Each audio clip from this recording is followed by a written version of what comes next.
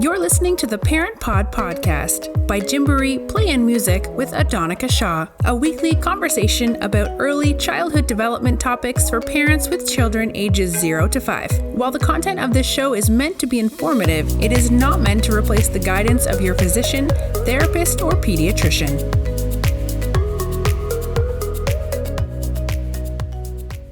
Hello, and welcome to the Parent Pod Podcast. I'm your host, Adonica Shaw, and today I am joined by DrYami Cazorla, and we're going to be speaking about how you can transform your children's diet to be one that's more healthy, nutritious, and one that brings more life into your lifestyle. DrYami is a board-certified pediatrician, a certified lifestyle medicine physician, a national board-certified health and wellness coach, an author, and the podcast host of her own podcast, as well as a professional speaker. She is a passionate promoter of healthy lifestyles, especially in regards to the power of plant-based diets for the prevention of chronic diseases. She founded VeggieFitKids.com, where she provides information on plant-based diets for children. She is also the host, and I think we mentioned this a couple of seconds ago, she's the host of Veggie Doctor Radio. DrYami, thank you for being on the show and welcome. Thank you so much for having me. It's such a pleasure. Thank you. And I want to give you the floor for just a moment to give our listeners a sense of what your personal philosophy is around food, around nutrition, and around your practice when it comes to working with young children and transforming their diets away from probably sugars and candy to something that is far more nutritious and healthy. Yes. Oh, that's a great question. I'm also a mother. I have 2 children, and besides being a doctor, I'm a health and wellness coach. And I'm my own person too, on my own eating and well-being journey. So whenever I direct any information or do any education, whether it's in the office or online, there's 3 main goals that I have for children and for my clients. And the first one is to just help them learn how to have health and well-being and longevity. The second goal is to decrease the risk of chronic disease, which a lot of chronic diseases in the United States, 80 to 90% are actually preventable with diet and lifestyle factors.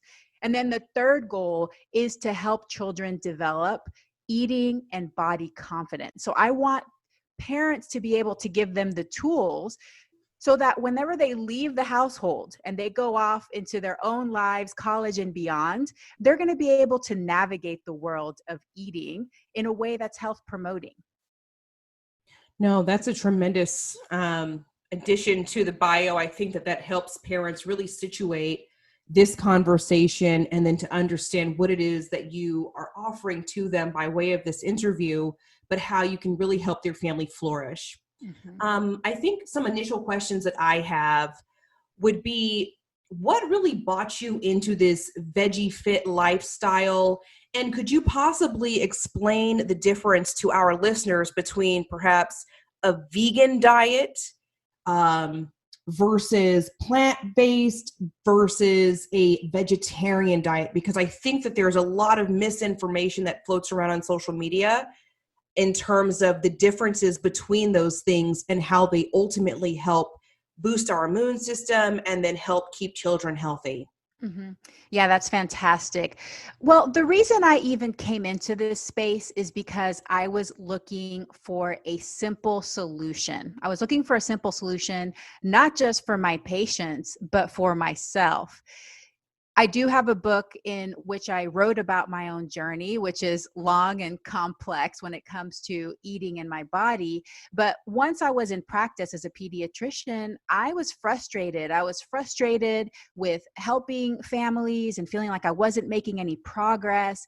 And when I discovered the power of eating more plants, and eating more whole foods in general, even if they aren't all plants, that's when I knew that I had something special. And like I said before, 80 to 90% of chronic conditions. So this is going to include things like diabetes, which is so common in our country, heart disease, heart attacks, strokes, high blood pressure, even dementia and Alzheimer's disease. These conditions can all be decreased. The risk of these can be decreased by the food that we choose to eat and the lifestyle habits that we choose to live.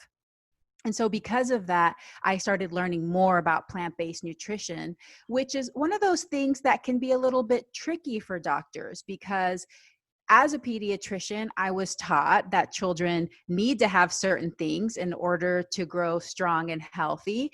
But I wasn't really taught how important it was to eat in a way that helped prevent disease.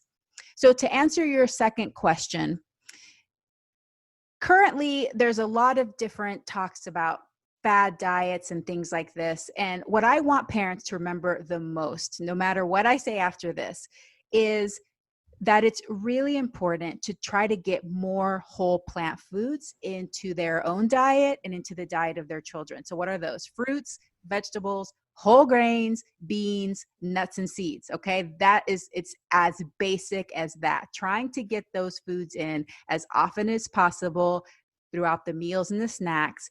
It doesn't have to be all or nothing, but the more whole plant foods that we eat, the more we're going to get fiber, which has so many benefits, not just what people know that it helps you go to the bathroom, but beyond that, many antioxidants, which help decrease disease, both chronic diseases and things like infections, especially now in this day and age, we're worried about having infections like the COVID-19. And then because they're whole, they also have water in them. So that fiber combined with water leads to a feeling of satiety or fullness, which at the end of the day helps us eat appropriate amounts of calories, which I don't really talk about calories to parents, but that's why it works that way. So the difference between the three, so plant-based just means that you are eating plants. So like I said before, fruits, vegetables, whole grains, beans, nuts, and seeds. You can take it to mean 100% plant-based, which whenever you see something on a package at the store and it says plant-based, that's what it means, that it only has plants. It has no animal products, no eggs, no dairy, no meat in it, okay? The term vegan applies more to an ethical, compassionate stance. So it also means that it only has plants in it, no animal products. But in addition, it can apply to other products that we buy, such as textiles. So there's not going to be any animal skins, no leather, no wool, Angora, none of those things. And also can apply to sweeteners. Vegans don't eat honey and those sorts of things. When you talk about vegetarian, you really have to clarify. So if you have a friend or family member that calls themselves a vegetarian, really you need to ask, because it can be on the spectrum. Somebody that might call themselves vegetarian and they don't eat any animal products. And some people call themselves vegetarian and they may have eggs, dairy, they call those lacto-ovo-vegetarians. There's even some people that call themselves vegetarian and they might actually eat fish or chicken meat. So really, that's one of those terms that you need to clarify. But in general, that's kind of what it means. Most people that call themselves vegetarians are lacto-ovo-vegetarians. So they don't eat any meat, but they do consume egg and dairy. Now, one of the questions that I'm thinking of as you're speaking, particularly as a parent myself, when you're saying plant-based, and I recognize that children would need to have whole foods, and that would be like vegetables or fruits that you can find either at an actual whole food store, but any grocery store that's near you that is not processed, that is in its natural state where you can steam it or cook it fairly easily without adding a bunch of stuff to it to make sure that it's still healthy for your family. But the question I'm thinking of is, can you realistically, particularly for children that are under 18, sustain them purely on that type of a diet? Now, I'm in my mid-30s, and admittedly, I am a millennial, okay? And so for me, I was raised to believe that you're supposed to have some kind of protein in your diet. So if parents wanted to do this, is this whole food diet enough or this plant-based food diet enough, and they need to also maybe supplement with pills or gummy vitamins or whatever? Or is there a way to prepare their meals in which they're getting the proteins, but then also the equivalent to what they would get in a quote unquote regular diet to make sure that they would grow and really develop in the same way that children who had more of a quote unquote normal or normative diet? Is there any difference? Is there something that parents should be aware of that they need to do in addition to feeding their children whole foods to make sure that they still have the same level of growth and development inside of their body? Yeah, so I love this question. This is one of the most common questions I get almost every day, I would say. Just to clarify, whole foods just means that it is not processed. So anything can be a whole food. You can arguably say that a chicken breast, minimally processed, is more of a whole food. But what I'm talking about is whole plant foods. So that is more than just fruits and vegetables. So fruits, vegetables, whole grains, beans, nuts, and seeds, which is a lot of different foods. It's actually way more variety than animal products, because when we eat animal products, it's only just a few different things that we're really eating. We're eating chicken eggs, we're eating cow milk, we're eating cow flesh, chicken flesh, pork, and sometimes lamb. But really, that's only like 5 or 6 things. Whenever you look at the world of whole plant foods, just with beans, there's close to 400 varieties of edible beans. So you're talking about your lentils, your split peas, your chickpeas, your kidney beans, your black beans, on and on and on and on. There is a huge misconception, first of all, and second of all, overemphasis on protein.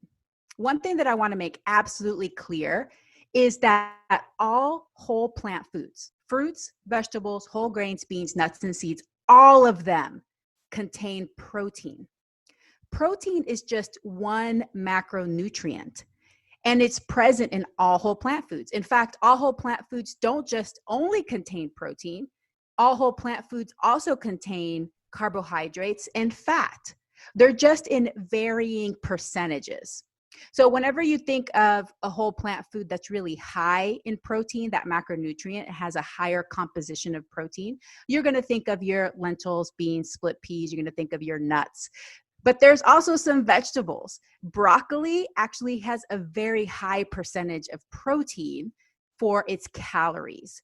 So whenever you compare broccoli, calorie per calorie, to beef, it actually has about the same amount of protein. The difference is that broccoli is very low in calories. So you can eat a lot more broccoli for the same amount of calories than you can beef. Mm-hmm. So to answer your question, yes, there's no concern about protein. We overemphasize protein, and that's actually one of the problems in the United States. We get so hung up on protein and thinking that we need so much protein that we overemphasize animal products, and this leads to a couple of problems. One, it actually decreases our longevity. So if you look at studies on aging and longevity, people that consume more animal protein don't live quite as long. But it can also affect our kidneys and also increases our risk of chronic conditions, like I said before, the heart disease and all those things. And these things start early. So that's why it's especially important to start thinking about this when we have young children. So I don't get concerned about protein at all, as long as people are consuming sufficient calories, which is not generally a problem. Now, can there be a problem with a young child that you feed whole plant foods to? There can, and one of the issues that can happen, which is not very common, is if there's a family that's really emphasizing raw fruits and vegetables, and that's all that a young child is eating, I would say more of a toddler, that can lead to a calorie problem, because those foods are so high in fiber, so high in water content, that when a child is eating those foods, they get full quickly.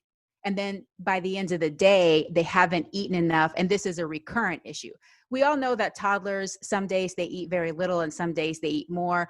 we don't have to worry about it on a day-to-day basis. It's more of looking at a whole week in time as far as variety and how much they're eating. But if a child is only eating raw foods, raw fruits and vegetables, then that can be a problem. But this really doesn't happen very often, especially if you're offering those beans, nuts and seeds, your whole grains, along with the fruits and the vegetables. Now, as I'm listening to this, I feel like particularly for families that have toddler children, there's a gap that you and I really haven't covered yet, and that's milk. Mm-hmm. So when a mom, and I don't want to say that all moms wean off of breast milk, because I recognize that not everybody can breastfeed. Mm-hmm. But in that transition from formula or breast milk onto quote unquote a milk diet, mm-hmm. what are some of the things that parents should consider? So most recently, when I've been in the grocery store, and honestly, I think maybe it was 2 days ago, I got like a notification on my phone that all of these celebrities are investing in this product called Oatly, which mm-hmm. is apparently oat milk. So I was thinking I was doing like the big thing when my kids were small with like soy milk, or then it turned into cashew milk, and then it turned into almond milk, and now it's oat milk. Can you please explain to me what the difference is between these milks, and if one might be more beneficial in terms of nutrition for toddlers, and how we are approaching their diet than others? Or would you say that it might be better to attempt to at least give them the regular vitamin D cow's milk as a way to help them develop primarily? And if that's not available, maybe go towards the others. I just don't know where all of these milks stand in the hierarchy of milks for young children. Yeah, that's a great question. So there are almost 20 commercially available plant milks. So that's why you're seeing all of these new products. And it's because the demand is growing. There's a lot of people that are recognizing that cow milk and dairy just aren't suiting them. There is a high percentage of lactose intolerance, especially among people of color. So there are some communities, some ethnic communities, where lactose intolerance is nearly 90%. And, you know, for listeners out there that experience this themselves, they know what this is like. Lactose intolerance is pretty rare under the age of 3, so children may not be experiencing it, but one of the things that I see a lot when it comes to cow's milk and cow dairy exposure in children is constipation. A lot of parents will probably identify with me on this one. Children that suddenly they start drinking cow milk, and then they start having hard, pebbly stools and straining and skipping days in between bowel movements, chronic abdominal pain. And then when they become teenagers, those that consume a lot of dairy may struggle with acne, menstrual pain, and those kinds of issues. So I see a lot of adverse effects from cow's milk. And because of that, I don't love it. In fact, my families that are willing and open to do a different kind of milk, that's what I recommend. However, we don't have to get hung up on milk, whether it's cow milk or plant-based milk, to be the main source of nutrition for our toddlers. So like you said, after they turn 1, for a full-term baby, preemies may need to be on formula longer. And then of course, moms that breastfeed, they may breastfeed their children to 2.5. So if moms are still nursing a couple of times a day, you don't have to worry about giving any other kind of milk. Just let the child eat their meals and their snacks. If mom has weaned off the breast and then we have weaned off of formula, then what I recommend is a couple of servings up to 16 ounces of an unsweetened, fortified plant-based milk. And the ones that are going to be most similar to cow milk as far as calories go, which is what I get concerned about the most, but I'm not super concerned about, especially if you have a really good eater, is going to be a soy milk or something like a pea protein, like Ripple, something like that. Some of the plant-based milks are very low in calorie. Almond milk is one of those. It's really low in calorie, which is great for adults, especially if, you know, they're trying to watch their calorie intake. But for children, It may not be quite enough. Now, whenever you say vitamin D cow milk, just a reminder that vitamin D is a supplement that's added to cow milk.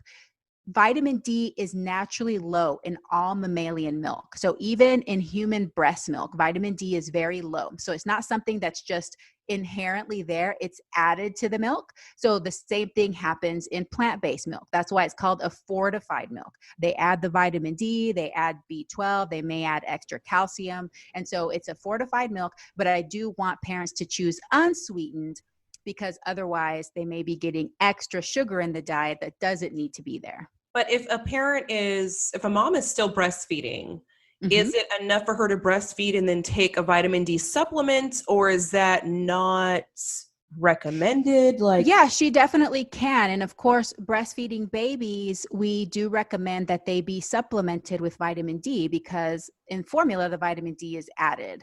So you can either give your baby or your child a supplement, which is what I recommend after children turn 1. All of my patients, I put them on a supplement. And of course, breastfeeding babies after birth, we put them on a vitamin D supplement.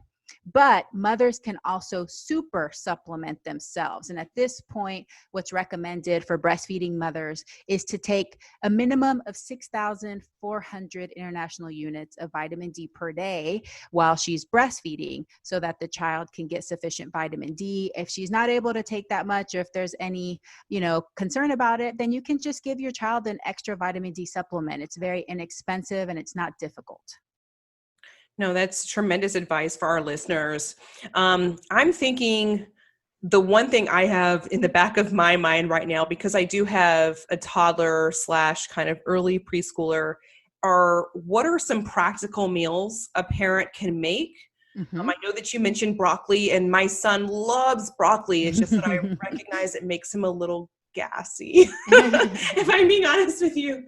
So are there some practical meals that parents can make that are easy to make? So even if they're making quote unquote a traditional meal for our other family members or themselves, where it doesn't take that much time, but the children will like it and they still get their nutrients? Are there some go-to snacks that you can think of that are healthy, nutritious, but that also kind of fall into this veggie diet that you promote and speak about? Yes. So first of all, keep it simple. And I generally recommend that once children are between 9 and 12 months old, that they eat what the parents eat. And this is also a great time for parents to start looking at their own diet if they haven't already. So I know that there's some parents that they're like, I really want my child to eat healthy, and so they're feeding the child all this, healthy food, like the fruits and the vegetables and beans and everything, but they themselves are having all the fried processed foods. So moms and dads, you are a role model and your children are watching you. So this is a great time for you to be like, okay, what changes can I make? Now, it doesn't have to be all or nothing, and it doesn't have to be overnight. So even just getting more veggies in your diet, getting more fruits in your diet. But what I generally recommend is that we all eat the same meal. So, if you're going to make quinoa and beans and broccoli for dinner, then that's what you offer the child as well. Now, you don't have to be, it doesn't have to be one of these things that if you know that your child prefers a certain thing and may not accept a certain thing as much, you don't have to only offer them things that you want them to eat and not offer them the things that you know that they eat. It's okay to give them something that they like along with something that's new or something that they're still learning to like. But when it comes to children learning to like and accept food, the most common concept is that they learn to like and accept food from consistency and exposure. That is the way that we develop food preferences. So you have to keep exposing them. So when it comes to families that are making one meal for themselves and another meal for the children, those children are not ever going to learn to accept those other foods because you're not giving them the opportunity. So you offer them the foods and then you allow them to make the decision whether they want to consume that food and how much they want to consume of that food. But keep it simple. So I'm just thinking of, things that we like at my house for breakfast. We do this cute little, what we call a fruit roll up. You just get a whole grain or a whole wheat tortilla. You spread some unsweetened peanut butter and chop some fruit. You can even cut that into little pinwheels, roll it up. It's super easy. Same thing for lunch. You just take that same whole wheat, whole grain tortilla and instead put hummus on there. You can put some spinach, some shredded carrot. And of course, depending on the age of your child and how well, like if they're ready for harder foods, you can steam the veggies that go in there, or just have separate, like a little bit of steamed broccoli, hummus on the side, and, their little whole grain bread or cracker or something like that. So, you just try to generally keep these foods, your fruits, your veggies, your whole grains, your beans, your nut and seed butters, and rotate them. And when it comes to the family meal, it can be the same as what you offer the child. You don't have to do something separate for them. No, thank you so much for that explanation. I think we have just a couple of more questions here, but the first I would want to know is, I know that you're a pediatrician outside of nutrition and diet. Is there a recommended multivitamin or children's vitamin that you give to your clients or to your patients? Well, there's so many brands out there, so it's hard to keep up with everything. But the main thing is, when I tell my families, as far as supplements, to look for a supplement that has vitamin D and B12 in it. And the vitamin D in general should be at least 400 international units per day. And then B12 is usually, a few micrograms per day for a daily multivitamin. One brand that I really like and trust is Dr. Furman's multivitamins, because he makes sure that he includes things in there that might be necessary to just kind of make up for a few little things, but keeps things out that could be toxic, especially if it's ingested in larger amounts. And so I trust those vitamins. I know that one of the ones that's very liked and used a lot by my patient families is Smarty Pants brand, just because it comes in gummy form, so it's easier. I just caution families anytime they're using any of these gummy things to know that it does increase the risk of cavities. So to make sure that they are brushing their child's teeth afterwards and minimize any other gummy exposure, and to make sure that they talk to their children that this is a vitamin and not a candy and those sorts of things. But I really recommend that families do reach out to their own physician and pediatrician and ask them if they have any specific recommendations. Because like I said, the world of vitamins and supplements is very large. And so each practitioner might have their own preferences. No, thank you so much for that explanation. I feel like that helps me kind of look at some of the ingredients inside of those vitamins, particularly when I'm at Smart and Final or Costco, and determine whether or not it's actually something that I'm looking for, or perhaps something my son pulled off the shelf because it's cute and colorful. Exactly.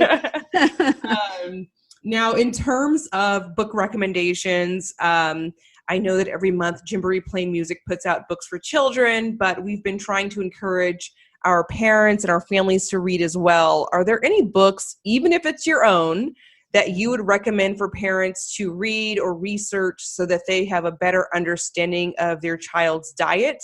And by child, I want to say it can be a child that's 0 to 5, but I know that you're a pediatrician. So quite frankly, anybody that might fall under your umbrella. Yes. So I mentioned my book, and there's so much more than we just talked about when it comes to feeding children. And so I want parents to have a resource that helps them feel confident, but also reassured, and gives them the ability to step back, relax, take a deep breath, and not be so stressed out. So that's why I wrote my book. And my book's called A Parent's Guide to Intuitive Eating: How to Raise Kids Who Love to Eat Healthy. And in the book, I talk about how to feed your child. That's the main thing I talk about. But I also talk about eating more plant foods. Like I said, it's not all or nothing. I don't expect people to go 100% plant-based after they read this book, but to learn how they can start including more whole plant foods.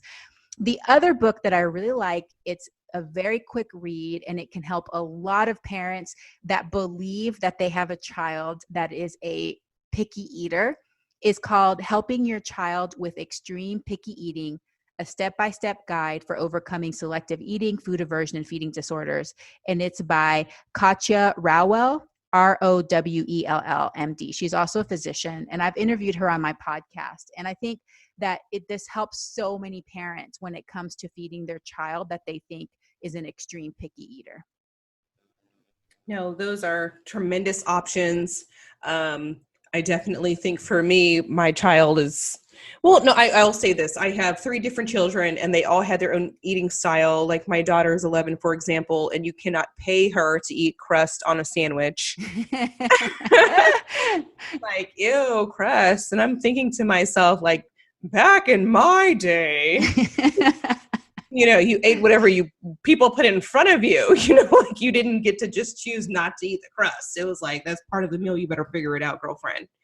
But with my toddler, like he loves veggies and he'll eat a lot of broccoli. Like I said, I think it just makes him a little gassy. And so at times I'm looking for alternatives that he will love, but then also maybe won't mess up his digestive system and, make him feel a little uneasy and uncomfortable overnight, because that's honestly when I notice it the most, where he can't sleep or he's constantly getting back up and forth to go to the bathroom.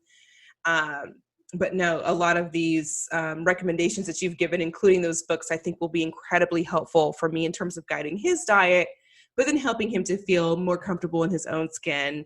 Now, the last question I have for you is probably the question everybody's thinking of at this point, which is, how can they get in touch with you? I know if we Google your name, there's a ton of things that come up, but I really want to make sure that our audience and our guest has the opportunity to connect with you easily. So which platform are they most likely to get a response out of you within 24 to 48 hours? Well, I'm very active on Instagram, and you can find me at the DrYami. So Instagram is a great place. I post lots of content every week, and I also post my podcast episodes and everything there so people can find it. And then the next best place is going to be at my website, which is DrYami.com, and that's spelled out DoctorYami.com. And then from there, you can find all of my resources that are scattered everywhere across the web. But I am so happy to be of service to families, because I know how stressful it can be to help to feed children. And I know also how committed parents are to having children that are growing up healthy with good well-being and hopefully longevity. So I'm very happy to serve. Thank you so much for being with us today and for your expertise and for your time. I know that you're certainly quite busy, particularly with children getting ready to go back into that new school year and needing to connect with parents about how to get them best prepared and make sure that their health is maintained, whether they're in an actual school classroom this year or they're at home working with mom and dad or other family members or people in their community to make sure that they are getting their education. So thank you so much for being with us. For everybody else that's at home, thank you so much for following along to the Parent Pod podcast. We encourage you to sound off on social media with the Parent Pod hashtag, and feel free to mention Gymboree Play and Music or our wonderful guest, and we will be happy to clarify any of the comments that are mentioned in this show and to give you further advice. To learn more about this week's episode or the content discussed in the episode, be sure to follow Gymboree Play and Music on Facebook.